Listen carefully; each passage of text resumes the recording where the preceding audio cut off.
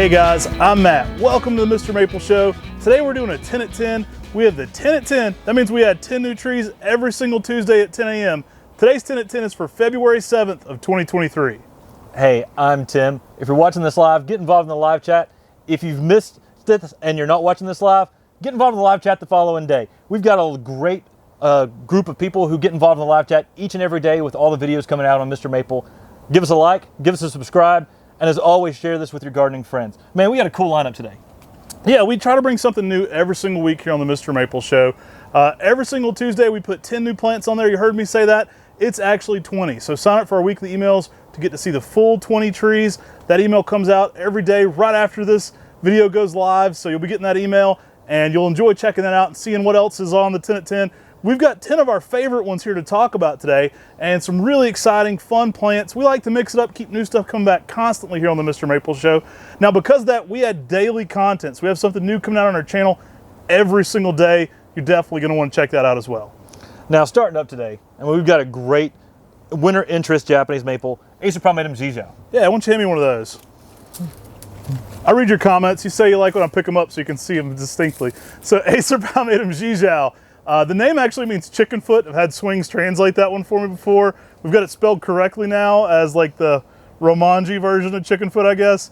But interesting plant, really nice bark interest. Really fun plant overall. This one gets some yellows to oranges in the bark. It's a very unique bark interest. It actually gets a nice little bit of pink over top of it in the early spring too, kind of a blushing of pink on the new growth. Zizhou is one of the newer introductions. Love this winter interest though. I mean, it's such a unique bark color on this one. You can pair this well with something like Bihu. You can pair something with like a traditional Sengukaku or coral bark Japanese maple. And really it's that in-between stage where you really get some really nice yellows to some oranges to some reds on the tips. Yeah, really cool plant. Yellows to oranges to reds. All right, next up here we've got Acer palmatum Punkil. Yeah, Punkil. This plant is amazing. This plant has a unique lunar lobum style. I mean, it's a little more rounded towards the top of the lunar lobum, which gives this tree a real distinctive leaf to it, but it's really a darker purple-red color for a lunar lobum style. So we thought the name Punkil, when you translate that from Korean, it means a soft blowing wind, which made perfect sense. You know, lunar lobums have that airy, open, bamboo-like quality in the garden. Check out our video on what is a lunar lobum. We explained that strap leaf style maple. And that made perfect sense that this been a soft blowing wind. Now, Talon told me that it actually wasn't named for that. The Arboretum curator there at Chilipo Arboretum's name is Punkil. So it was named for him, but his name does translate as a soft blowing wind. This is very true. I love this plant. It's a good, fast-growing, upright lunar lobum with that really good color to it. Like I said, that leaf shape is what's really unique about that plant. And it just makes a good upright stature with some good vigorous habit. Next, we've got Acer palmatum pixie. Guys, this one's always popular. I love this one for its small, narrow habit. It's a smaller upright. This one can really get some intense pink-red shades, especially in the early spring. Larger overall leaf, really a beautiful plant. I think this one makes an awesome pairing with Oregon Sunset for texture and color, but a really nice, smaller upright. Yeah, it's everything you love about some of the uprights, but not as large, very more dense. And this tree can really give you some good pink reds in the color in the spring to some really red reds. Great little small dwarf Japanese maple. It's a classic Japanese maple in the nursery trade, but I really don't think this tree is used enough. I mean, this is one of the best of those smaller upright red Japanese maples. Yeah, think about Pixie for a container garden. Obviously makes a great fairy garden for obvious reasons with the name Pixie, but a nice smaller upright.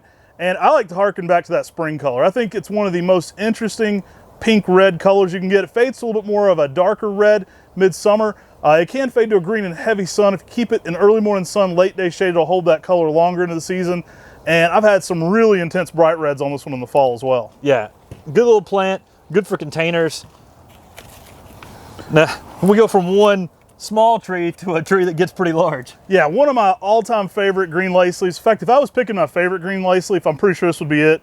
We have Acer palmatum dissectum, Germain's gyration. Germain's gyration. I mean, Matt's called this the Mack truck of Japanese maples. And this tree really does get out there for a green weeping lace leaf. It has a contorted shape, or gets that gyration name, but it's one of the fastest growing of those weeping contorted lace leaf Japanese maples. Yeah, typically we list this one as a 10 by 10 in 10 years, meaning this is going to look like a very old, mature specimen, even in a short amount of time. It's going to look like some of those trees at the Biltmore House or Longwood Gardens. You know, in our lifespan, in a 10-year span, it's going to look really big. I love this plant. Many of you may have met Bill and Kristen Taylor at Open House. They were here, so if you got to meet them at Open House, they're awesome people. I first saw Jermaine's gyration in his garden. I actually was growing it before that. I first saw a mature specimen of Jermaine's gyration in his garden, and I was blown away. I mean, this tree, he has a gorgeous one in his landscape. Hopefully we can get out there this spring. Massive tree. Similar, synonymous with the name contorta because it puts on so much contorting branching, but Jermaine's gyration being the correct name. This one makes some really interesting, just gnarly contorted branching to it. Yeah, this plant is one of my favorite Japanese maples. I mean, this thing just takes off. Just a contorted shape too gives this tree an interesting habit to enjoy when it's in leaf or when it's out of leaf. Now those green leaves on Jermaine's gyration are slightly larger than some of the leaves that you'd find on Waterfall or Verdus. And the fall color on this is on Jermaine's gyration is a bright yellow to orange. This plant is spectacular. Give it some space because if you don't, I mean, it's going to fill out that space very, very quickly. It can be grown in a container, but when you put this tree in the ground, you can really enjoy its full beauty. Yeah, it's one you're going to have a little bit of room for. You're going to need a little bit of room for. People often ask me about that one at Maplewood Gardens and Mom and Dad's garden there, and they're like, you must prune this tree a lot. Well, we really don't. It makes that crazy of a shape on its own, and it really gets out there. So if you're looking for something to fill out quickly, think about a Jermaine's gyration.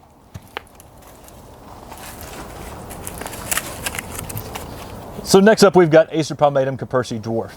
And this is a very unique hime style of a Japanese maple. Yeah, this one, really nice compact dwarf. Yeah, I love this one because it really has a nice horizontal branching habit to it, and it stays relatively short. It's one of the shortest of all those hime types, and it really just keeps going very horizontally. It's an amazing shape, and it really stands out from the crowd. Now, one thing that sets Cupersi dwarf apart from Kiyohime or Murasaki Kiyohime are those are a little bit more purple bordered, where this one is a little bit more strawberry red, especially in that early spring. Again, very small leaf, very popular. You've seen us offer in so many of these interesting hime forms, from Auto Hime to Koto Hime. Really nice compact ones. This one though, Cupersi dwarf, one of the most colorful for sure. We've got a great one of these at Hillstone Arboretum, our uncle's home and gardens, and we placed it up next to a wall, and it made a nice little half moon right there in a small space. It is spectacular, and I love this plant. We actually did a full video on Cupersi dwarf out there. You can actually go see that plant. And now if you give that plant a little more space, it will make a full circle like many of the hime types.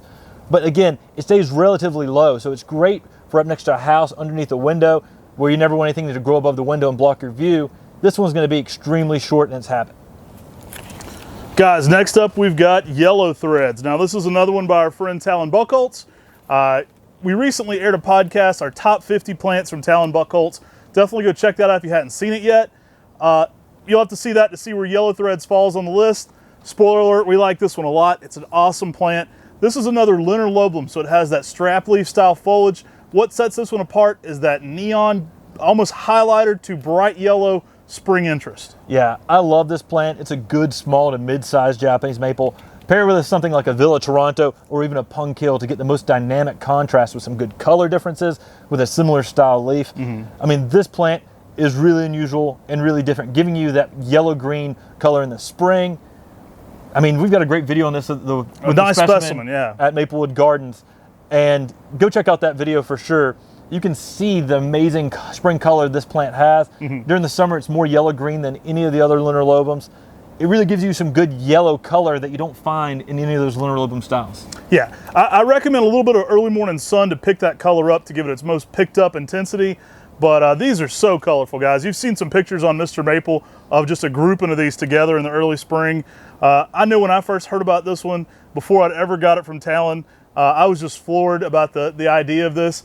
And I think you made a perfect pairing. Put this with Punkhill. If you like the Linerlobums and you want to put two things together, you've got the dark in the Punkhill and the yellow threads bringing that high intensity yellow. Now, if you're just getting into Japanese maples and you're wondering what is a Linerlobum, we've got a video for that too. So go check that out. You can learn about the different leaf shapes of Japanese maples and what a Linerlobum Japanese maple is. It's a Linerlobum 10 at 10 because we got another one next. It's the OG Linerlobum, maybe. One of the first. Acer palmatum atrilineae. Yeah, guys, this one I really like for its high intensity pink red. It's a very bright picked up red as well. And again, this is another strap leaf Linerlobulum Japanese maple. Yeah, this Japanese maple is a very vigorous upright form. It doesn't have the rounded backs that you find with Punkill. It's got more of the traditional leaf. But this is one of the very first Linerlobulums. One of the things I love about Atrilineaire is it really gives them really bright red fall colors. I'm talking orange red fall colors, very consistent on that.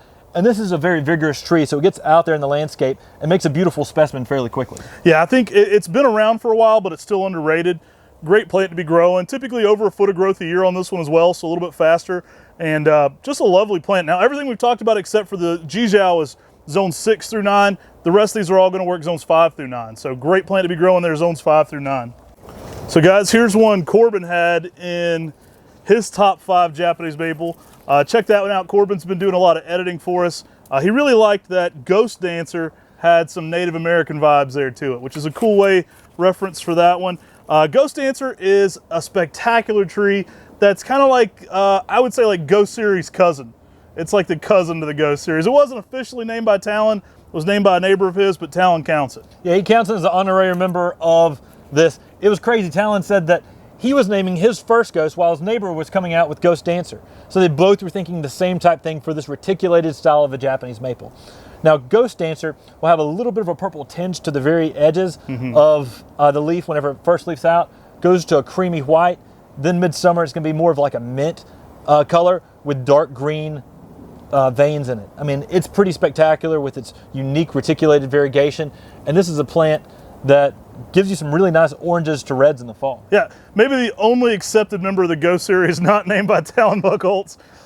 It's a really fun plant there. Like I said, it's kind of the cousin there to the Ghost Series, being that it was a next door neighbor. Super colorful, always highly sought after. I've had this get some intense like mint colors in it, even late summer, with a pinkish new growth, the light green new growth. You can get some purple in there. It's a very unique reticulated form. It changes a lot. It's actually hard to say exactly what it does because it changes throughout each season a good bit. It really does, and Ghost Dancer is one of the ones that's extremely showy. It's very unusual, and it stands out from the crowd. I mean, sometimes I've had this be one of the purest white of the ghosts in the early spring, while other times I've had it go to more of that mint stage later. Right. Really unique plant.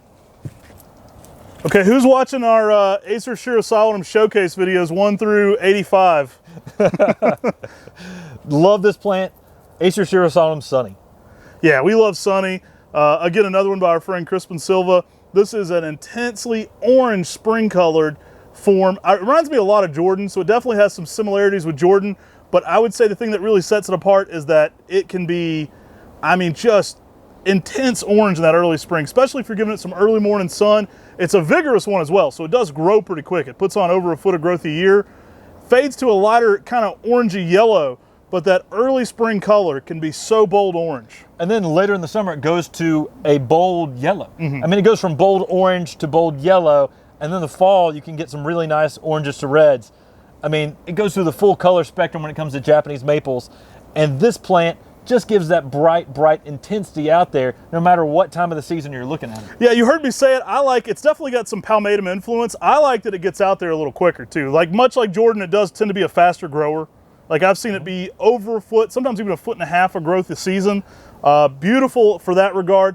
I definitely think people in hotter zones are going to want to give this one more late day shade. That means that 2 and 3 p.m. on time frame, you want to be getting some shade on this one for its best overall leaf, especially in the higher heat index areas. But awesome plant to be growing. Yeah, Sunny is one of my favorite of the new Acer Shirosawinums, and it's a plant that just keeps giving you color each and every time part of the year. Guys, we brought back Acer palmatum DeSojo.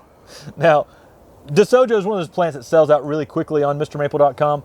Make sure you check out very quickly because when you add it to our cart, our system doesn't hold it for you until you finish the checkout process. So make sure you check out very quickly. But this one is one of the most popular Japanese maples we've been offering. Now, I always let the bonsai guys know these are grafted. You can either bonsai this one, air layer it, or do rooted cuttings from these if you want to be a purist and not have any grafts involved in your bonsai. I've seen people do some awesome bonsais just of these grafted as well, though. It's one of the most popular Japanese maples for bonsai for good reason. I mean, this one has that fall color intensity in the spring. It looks like a bright pink red in the early spring. We've also offered Sen DeSojo Shinmin Improved, but because this one's so popular for bonsai, we heard you. and we've started upping our production on regular DeSojo, which is an awesome small-leafed upright red. Now, the spring color on this is such a bright, intense red. Many people get confused whether it's in spring color or in fall color. In DeSojo, it doesn't disappoint with that spring color. It does fade out to more of a green red than to a green during the summer, but then when that fall color comes in again, that intensity just lightens up the landscape. It's all about Japanese maples. DeSojo really is one of those things that what they love about Japanese maples is that Japanese maples change throughout the seasons. And DeSojo does that. And it's one of those plants that just gives you, it's one of the harbingers of spring, and then just gives you that bright, bright intensity fall color. Yeah, this one can actually fade to more of an emeraldy green with then pink new growth over it if you have it in some sun midsummer, which I like as well. It's very popular for bonsai or container gardening, even though this is going to make more of a larger upright tree. Now, planting this one in the landscape, it's going to want to put on over a foot of growth a year and fill out quite nicely, so it's a great plant you can get future bonsai material from, or just enjoy this one in its full splendor as a specimen tree. Yeah, I like pairing this with things that are yellow because that bright, intense red pairs so well against a hot blonde or something like a sunny. I mean, you're going to have something like a golden falls or summer gold out there. The intense colors between the red and the yellow will really make it pop out there in the landscape and garden. Guys, I hope you've enjoyed this 10 at 10. Let us know in the comment section below what your favorite tree is on this 10 at 10. We've got some really hitters on here. I think there's some really good plants. And let us know where you're watching from today. Shout out to our international community. We can't ship to you guys, but we really appreciate you being part of our live chat and your comments afterward. Your comments help our channel get noticed, so we greatly appreciate that. We've got really big things planned in spring of 2023, so we greatly appreciate you guys. Continue to help us grow. Thank you all so much for watching. Thank you all so much for getting involved in the live chat. And as always, thank you so much for supporting our channel by shopping on MrMaple.com. Take care. God bless. And have a great day.